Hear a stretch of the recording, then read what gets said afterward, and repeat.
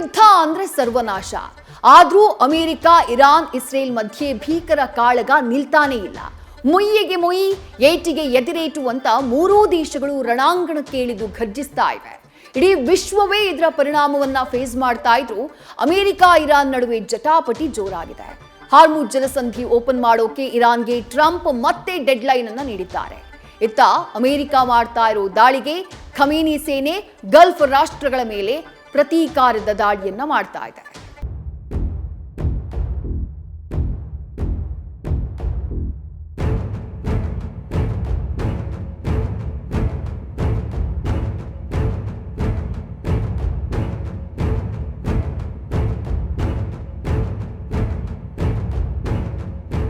ದಾಳಿ, ಪ್ರತಿದಾಳಿ, ಪ್ರತಿಕಾರದ ಬಿರುಗಾಳಿ. ಇದು ಯುದ್ಧ ಪೀಡಿತ ಮಧ್ಯಪ್ರಾಚ್ಯದಲ್ಲಿ ನಡೀತಾ ಇರೋ ಸಂಘರ್ಷದ ಚಿತ್ರಣ. ಇರಾನ್, ಇಸ್ರೇಲ್ ನಡುವಿನ ಯುದ್ಧದಿಂದ ಕೊಲ್ಲಿ ರಾಷ್ಟ್ರಗಳು ಕಂಗಾಲಾಗಿವೆ. ಅಮೆರಿಕ ನೆಲೆಗಳಿರೋ ದೇಶಗಳ ಶಾಂತಿಗೆ ಭಂಗ ಉಂಟಾಗಿದೆ. ಇಷ್ಟಾದ್ರೂ ಬಗ್ಗದ ಇರಾನ್ ಅಮೆರಿಕದ ವಿರುದ್ಧ ತೊಡೆತಟ್ಟಿದೆ. ಹಾರ್ಮುಜ್ ಜಲಸಂಧಿಯನ್ನ ಬಂದ್ ಮಾಡಿರೋ ಇರಾನ್ಗೆ ಟ್ರಂಪ್ ಡೆಡ್ ಲೈನ್ ಅನ್ನ ನೀಡಿದ್ದಾರೆ.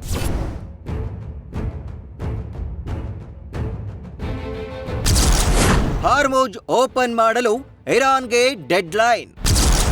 48 ಗಂಟೆಗಳ ಗಡುವು ಕೊಟ್ಟ ಅಮೆರಿಕ ಅಧ್ಯಕ್ಷ ಟ್ರಂಪ್.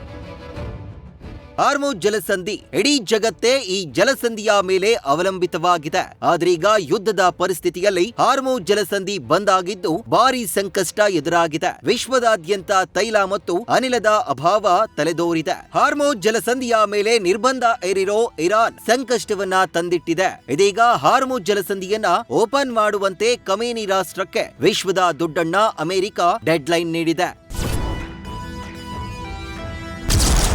ಅಮೆರಿಕಕ್ಕೆ ನರಕದ ಬಾಗಿಲು ತೋರಿಸ್ತೇವೆಂದ ಇರಾನ್. ನಿಮ್ಮ ನರಕಗಳನ್ನೆಲ್ಲ ಧ್ವಂಸ ಮಾಡ್ತೀವಿ ಎಂದ ಟ್ರಂಪ್.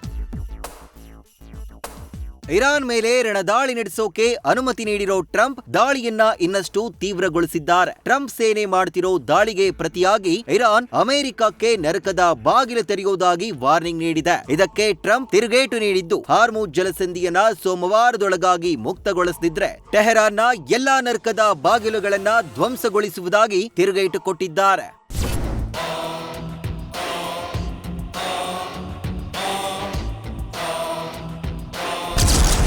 ಅಮೆರಿಕ ಮೇಲೆ ಸಿಟ್ಟು, ಗಲ್ಫ್ ರಾಷ್ಟ್ರಗಳಿಗೆ ಇರಾನ್ ಪೆಟ್ಟು. ಎತ್ತಿಗೆ ಜ್ವರ ಬಂದ್ರೆ ಎಮ್ಮೆಗೆ ಬರ ಹಾಕಿದ್ರು ಎನ್ನುವಂತೆ ಅಮೆರಿಕ ಮಾಡ್ತಿರೋ ದಾಳಿಗೆ ಪ್ರತಿಯಾಗಿ ಐಆರ್ಜಿಸಿ ಅಮೆರಿಕದ ಮಿತ್ರ ರಾಷ್ಟ್ರಗಳ ಮೇಲೆ ದಾಳಿ ನಡೆಸ್ತಾಗಿದೆ. ಇದೀಗ ಬಹರೇನ್, ಕುವೈತ್, ಯುಎಇ ಮೇಲೆ ಇರಾನ್ ಸೇನೆಯು ಭೀಕರ ದಾಳಿ ಮುಂದುವರೆಸಿದೆ. ಬಹರೇನ್ನ ಬ್ಯಾಪ್ಕೋ ತೈಲ ನಿಕ್ಷೇಪದ ಮೇಲೆ ಇರಾನ್ ಡ್ರೋನ್ ದಾಳಿ ಮಾಡಿದೆ. ಐಆರ್ಜಿಸಿ ದಾಳಿಗೆ ಬ್ಯಾಪ್ಕೋ ತೈಲ ನಿಕ್ಷೇಪ ಅಕ್ಷರಶಃ ಧಗಧಗಿಸಿದೆ. ಇಡೀ ಪ್ರದೇಶದಲ್ಲಿ ಮುಗಿಲೆತ್ತರಕ್ಕೆ ದಟ್ಟ ಹೊಗೆ ಆವರಿಸಿದೆ. ತೈಲ ನಿಕ್ಷೇಪದ ಮೇಲಷ್ಟೇ ಅಲ್ಲ, ಬಹರೇನ್ನ ಅತಿದೊಡ್ಡ ಖಲೀಫಾ ಬಿನ್ ಸಲ್ಮಾನ್ ಬಂದರಿನ ಮೇಲೆ ಇರಾನ್ ರಣದಾಳಿ ನಡೆಸಿದೆ.